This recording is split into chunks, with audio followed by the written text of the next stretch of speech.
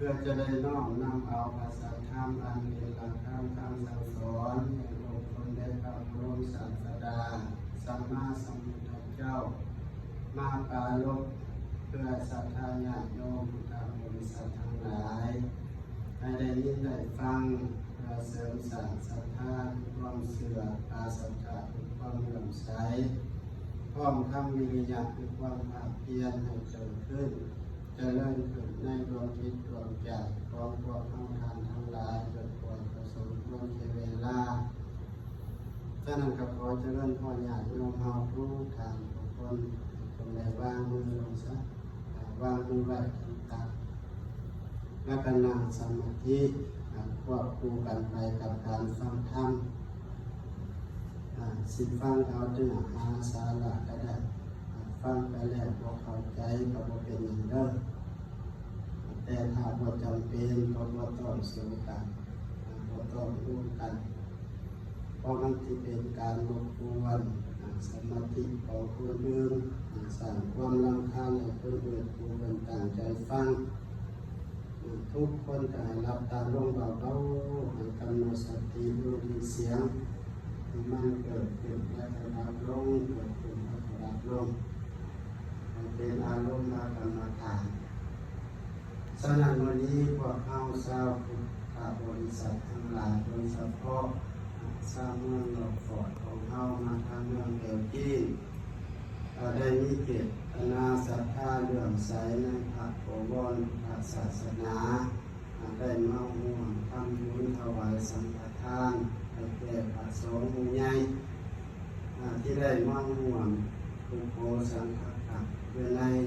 วัดโพธิอารามของเราแห่งนี้ญาติโยมกสิบเข้าใจเขาว่าอุโภก็หมายถึงภิกขุมาสวดปฏิโมกข์มาฟังศีลของตัวเองเพราะตามวินัยในทางพระพุทธศาสนาภิกขุที่บวชเข้ามาในทางวินัยนี้พระพุทธองค์เป็นให้มาฟัง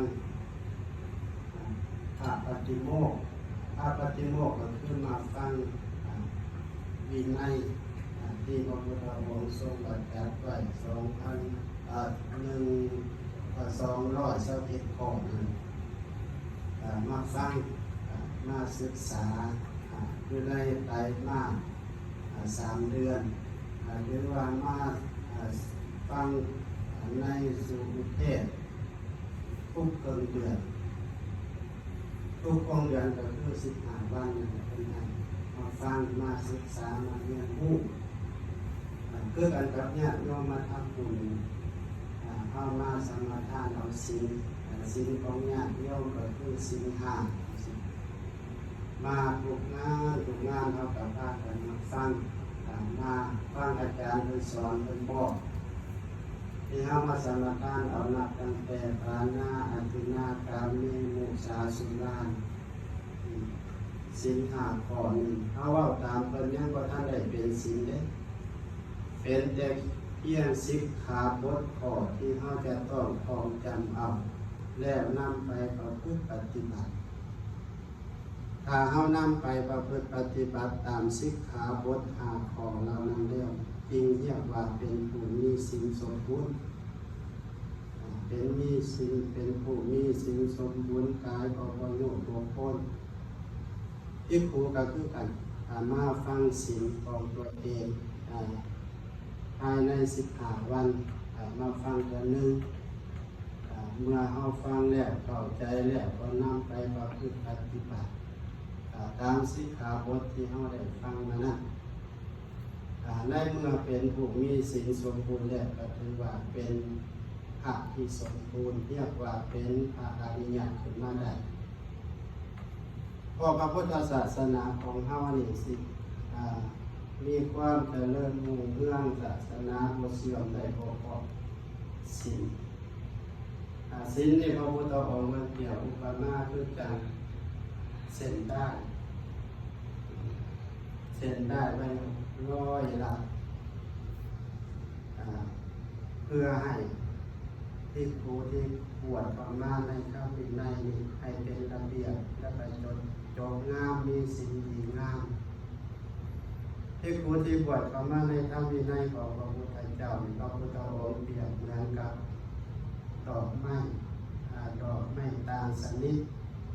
สิเป็นดอกแดงดอกเขียวดอกเหลืองดอก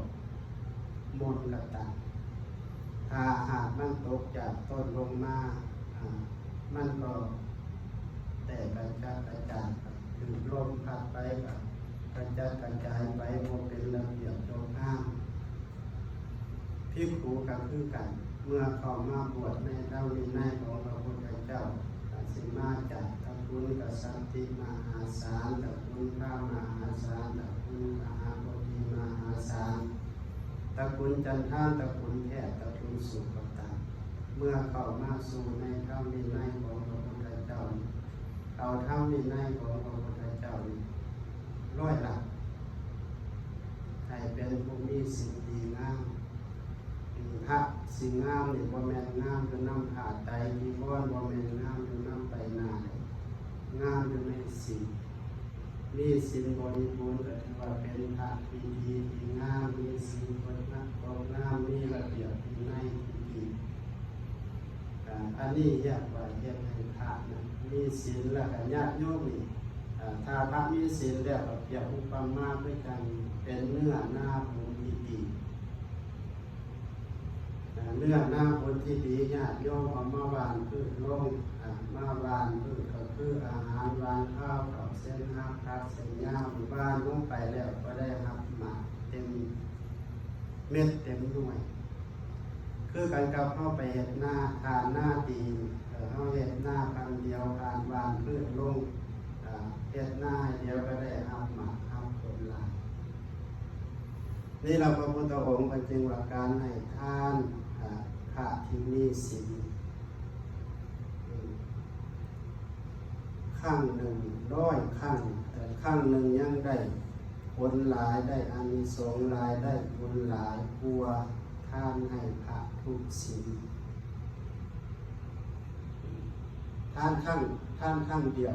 ได้หลายได้ผลหลายได้อานิสงส์หลายกลัวทานให้พระทุกศีลเป็น100 ครั้งโยมท่านให้ทานพระทุกศีล100 ครั้งยังบ่ได้อานิสงส์หลายบ่ได้บุญหลายเพราะให้ทานพระทุกคนมีศีลนั้นเพียงครั้งเดียว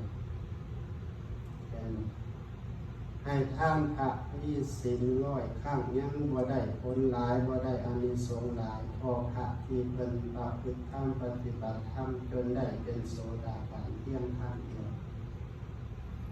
โยมให้ทานพระโสดาบัน100 ครั้งยังบ่ได้ผลหลายบ่ได้อานิสงส์หลาย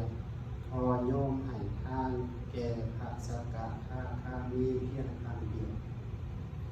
โยมให้ทานแก่พระสกทาคามี100 ครั้งยังบ่ได้ผลหลายบ่ได้อานิสงส์หลายพอโยมให้ทานแก่พระอนาคามีเพียงครั้งเดียวจะคูณกันขึ้นไปเรื่อยๆให้ทานพระอนาคามี100 ครั้งยังบ่ได้ผลหลายบ่ได้อานิสงส์หลายพอโยมให้ทานแก่พระอรหันต์เพียงครั้งเดียวโยมให้ทานแก่พระอรหันต์100 ครั้งยังบ่ได้ผลหลายบ่ได้อานิสงส์หลายพอให้ทานแก่พระปัจเจกพุทธเจ้าเพียงครั้งเดียวโยมให้ทานแก่พระปัจเจกพุทธเจ้า100 ครั้งยังบ่ได้ผลหลายบ่ได้อานิสงส์หลายพอโยมให้ทานพระสัมมาสัมพุทธเจ้าเพียงครั้งเดียว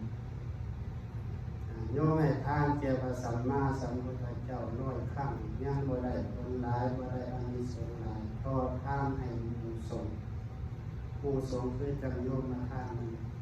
โดยมีพระพุทธเจ้าเป็นพระผู้เป็นประธานจริงได้ผลหลายจริงได้อานิสงส์หลาย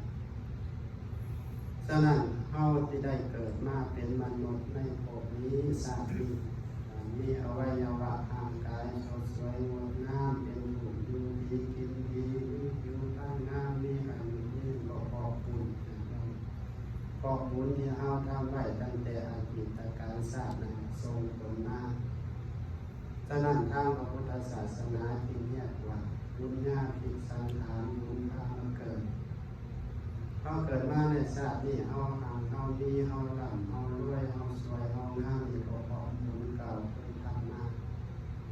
แต่ว่าชาติในปัจจุบัน กันนี้เข้าได้ทำได้โดยยังแต่ทำทานไว้แล้วหรือยังทานนี่พาให้เป็นคนรู้ไว้ศีลนี่พาให้เป็นคนสวยคนงามเป็นคนมีอายุยืนถ้าเฮาบ่ได้ทำบุญให้ทานเอาไว้บ่ได้ทำบุญให้ทานเอาไว้บ่ได้ฝากฝังไว้ในพระพุทธศาสนาเกิดมาศาสนาเฮาสิเป็นคนทุกข์กว่าเดิมถ้าโยมบ่ให้ทาน